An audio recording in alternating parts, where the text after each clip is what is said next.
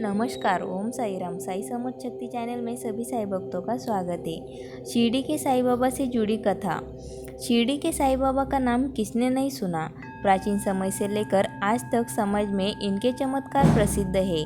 बता दें, जिस तरह हिंदू धर्म के अन्य देवी देवताओं के लाखों की तादाद में भक्त दुनिया में है, ठीक उसी तरह साई बाबा के देश विदेश में असीम भक्त पाए जाते हैं। आज हम आपको साई बाबा के सबसे प्रसिद्ध धार्मिक स्थल के बारे में जानकारी देने जा रहे हैं। जी हाँ, आप सही समझ रहे हैं। हम बात कर रहे हैं शिरडी की, जहाँ नियमित रूप से रोज व खास तौर पर गुरुवार को बड़ी संख्या में श्रद्धालु जहाँ साई बाबा के दर्शनों के लिए पहुँचते हैं। बता दें, दिखने में छोटा शिरडी शहर अनेकों धार्मिक स्थलों और गतिविधियों से भरपूर है।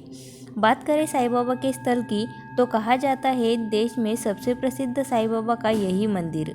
तो चलिए आइए जानते हैं शिरडी के साई बाबा से जुड़ी कुछ ऐसी जानकारी जिसके बारे में आज भी बहुत कम लोग जानते हैं। सबसे पहले बात करते हैं साई बाबा के जन्म की।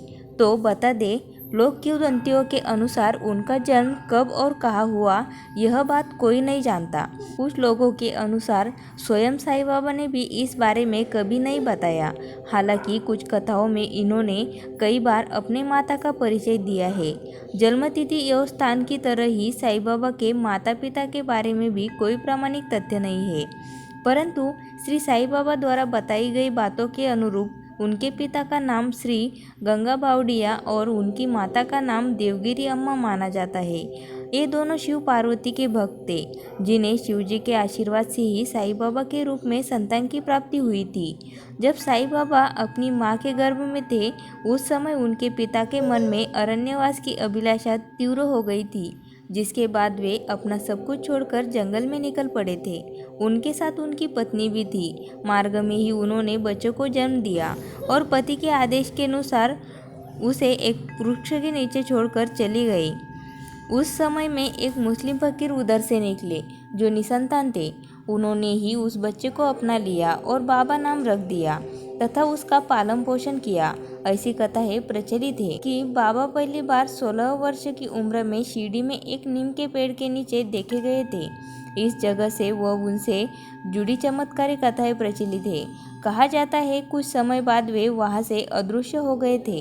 शिरडी से जुड़ी एक कथा के अनुसार चांद पाटिल के आश्रम में कुछ समय तक रहने के बाद एक बार पाटिल के एक निकट संबंधी की बारात शिरडी गांव गई, जिसके साथ बाबा भी गए।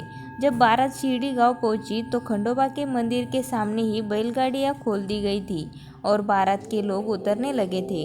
उसी दौरान एक श्रद्धालु मालसापति ने तरुण फकीर के तेजस्वी व्यक्तित्व से खुश होकर उन्हें साई कहकर संबोधित किया। ऐसा कहा जाता है धीरे धीरे शिरडी में सभी लोग उन्हें साई व साई बाबा के नाम से पुकारने लगे तथा इस प्रकार वे साई नाम से प्रसिद्ध हो गए।